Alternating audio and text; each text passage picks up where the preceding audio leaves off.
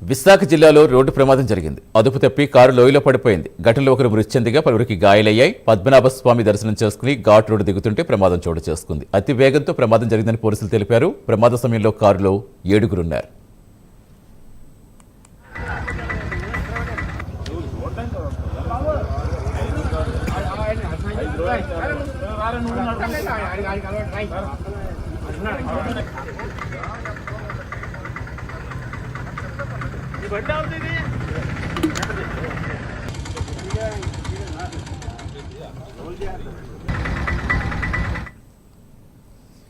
ప్రస్తుత సమాచారం అందించేందుకు మా deputy input editor Vasu join అవుతున్నారు. ఎస్ వాసు, నిజంగా చాలా దురదృష్టకరం. ప్రస్తుతం ఏంటి, ఎంతమంది ఉన్నప్పుడు కారులో ఎంతమంది, అసలు ఎలా జరిగింది, ఏం చెప్తున్నారు అధికారులు?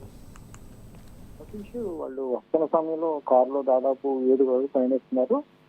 పద్మనాభ మండలంలో నుండి పద్మనాభ స్వామి చాలా ప్రాముఖ్యం, ఉత్తరాంధ్రలో చాలా ప్రాముఖ్య స్వామిగా వెలుగొంటున్నారు ఆయన.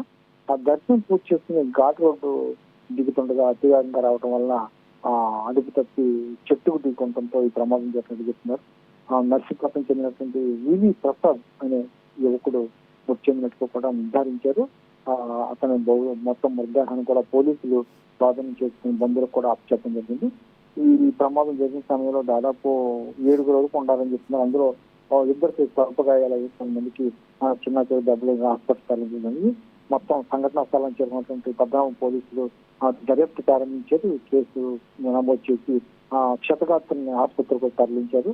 మొత్తానికి ఈ ప్రమాదం జరగడం పట్ల అయితే ఆ చుట్టుపక్కల అందరూ కూడా, ఎందుకంటే ఘాట్ రోడ్డు గతంలో కూడా చాలా సార్లు ఇదే విధంగా ప్రమాదాలు జరగడం కూడా జరుగుతుంది.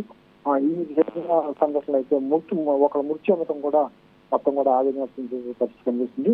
ఏదైనప్పుడు కూడా ఆ దేవుడి దగ్గరికి వెళ్ళి పద్మనాభ స్వామిని దర్శనం చేసుకుని తిరిగి వస్తున్న సమయంలో ఈ దర్శనం పట్ల అయితే ఆ ఊళ్ళో గ్రామస్తులు అయితేనే మొత్తం కూడా ఆవేదన వ్యక్తం చేసే పరిస్థితి. మృతులకు సంబంధించినటువంటి వివరాలన్నీ కూడా పూర్తి స్థాయిలో వెల్లడించారు పోలీసులు. అతని బంధువులకు కూడా మృతదేహాన్ని అందిస్తూ క్షతగాత్రులు అయితే హాస్పిటల్ తరలించి చికిత్స చేస్తున్నారు. Satish, thank you Vasu.